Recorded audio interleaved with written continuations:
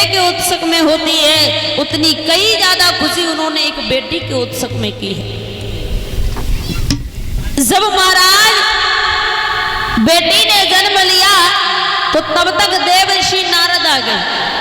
देव ऋषि नारद आ गए तो महाराज भीष्मक ने देव ऋषि नारद के आगे अपनी बेटी रख दी और कहा मेरी बेटी का नामकरण संस्कार कर दो, तुम बहुत अच्छे समय पे आए हो।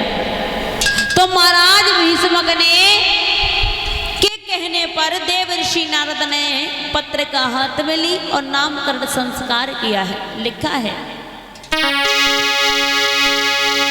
कि सुन राजा की बात,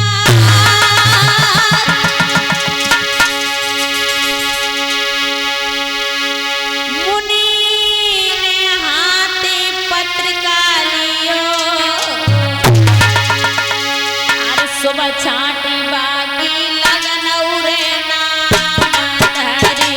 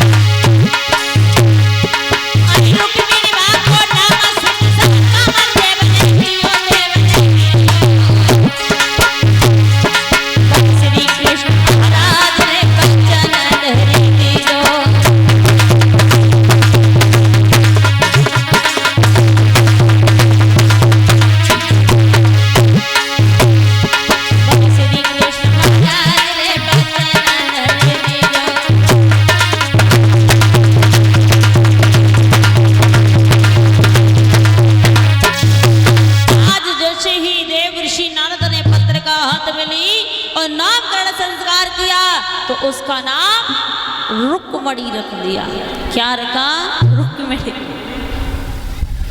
जैसे रुक्मणी रखा महाराज भीष्मक बड़े खुश रहने लगे कि मेरे घर में एक बेटी ने जन्म लिया, मेरे घर में लक्ष्मी ने जन्म लिया।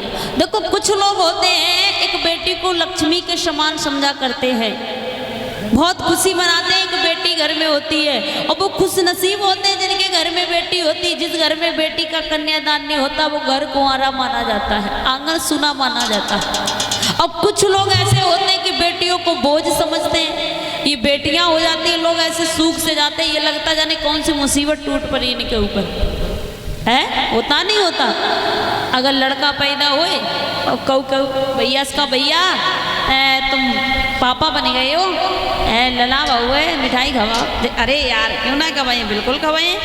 और भाई अगर बेटी हो जाए तो पता कहाँ कहें, अगर मिठाई मांग दे और लली आई तो मैं घर में लक्ष्मी आई मिठाई खिला, कहाँ लक्ष्मी लड़कनी वही है।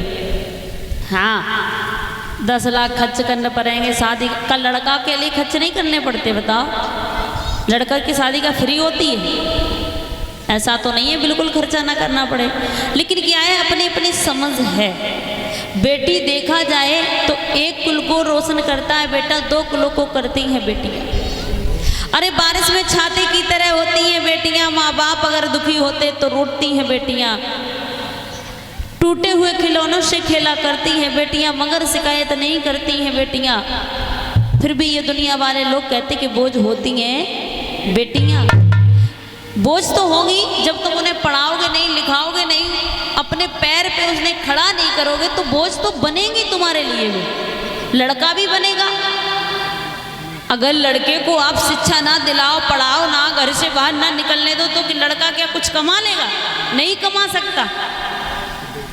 तुम अपने बेटे को पढ़ाते हो लिखाते हो, उतना ही बेटी को एक करो तो बेटी भी किसी पर बोझ ना हो, किसी पर निर्भर नहीं होगी, अपने पैरों पर खड़ी होगी वो और कुछ करके दिखाएगी। लेकिन महाराज भीष्मक को एक बेटी प्राप्त हुई, इतनी खुशी मनाई, पकवान लुटवाए सारे कुदरकोट में। आज महाराज देव ऋषि नारद ने नामकरण संस्कार किया, उसका नाम रुक्मणी रख दिया। अब रुक्मणी धीरे धीरे बड़ी होने लगी।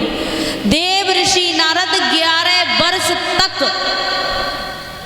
कुंदनपुर में रुके और कहा तुम्हारी बेटी की हस्तरेखा बड़ी ही सुंदर है और इसका विवाह भगवान कन्हैया के साथ में होगा। जैसे इतनी बात सुनी तो बड़े खुश हुए। इधर महाराज धीरे धीरे समय व्यतीत हुआ, देव ऋषि नारद वहीं से चले हैं, लिखा है। राधे राधे।